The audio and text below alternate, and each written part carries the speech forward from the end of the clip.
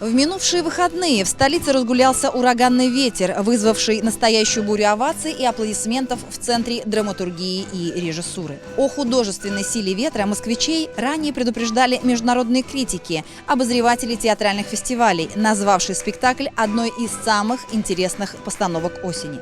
Немного получается таких работ, когда действительно от всей души желаешь быть в зале снова и снова на таких спектаклях. Это один из самых удачных проектов. Похоже на сказки Андерсона, когда оживают персонажи, вещи. Мы увидели интересное, профессиональное, изобретательное сценическое искусство в блистательном исполнении артистов. Я благодарен за спектакль. Я думаю, что это спектакль, который будет иметь успех. Задолго до начала представления в фойе собралась толпа желающих увидеть нашумевшую постановку своими глазами. И вот долгожданный момент. Свет потух, режиссер спектакля Георгий Берзинишвили приглашает на импровизированную сцену автора идеи постановки Александра Куликова. Пригласить на эту сцену своего соавтора практически, человека, без которого, может быть, ничего в этом не получилось, Александр Иванович Куликов.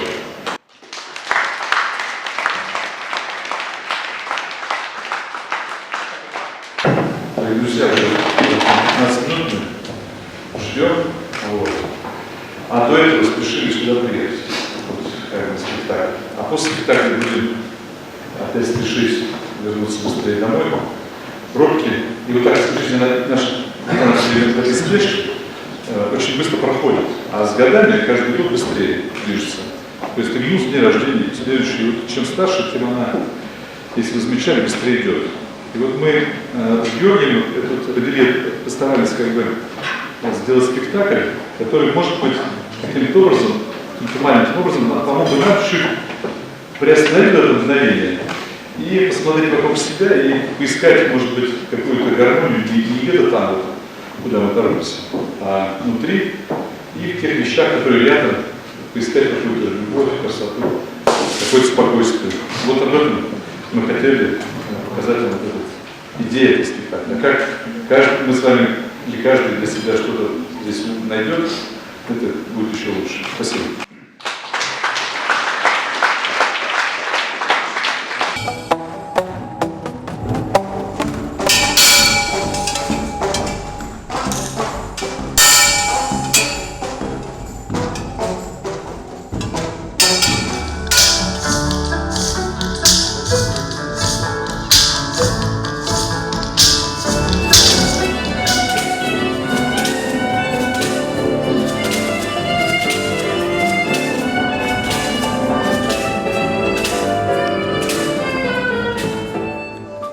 Ветер – это наглядный пример того, как внутренний настрой человека способен преображать действительность. Черные одинаковые костюмы, простейший реквизит и невероятная энергетика артистов, в чьих руках пустые бутылки и куски водосточных труб превращаются в нежнейшие флейты и раскатистые тромбоны.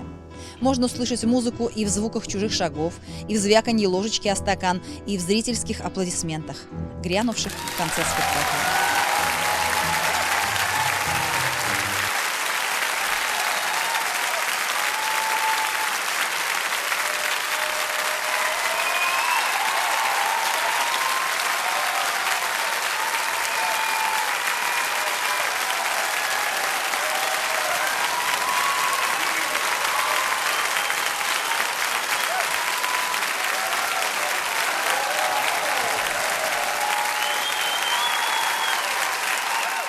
Авторы «Ветра» показали, видеть частичку прекрасного в каждом явлении жизни значит жить в гармонии с миром.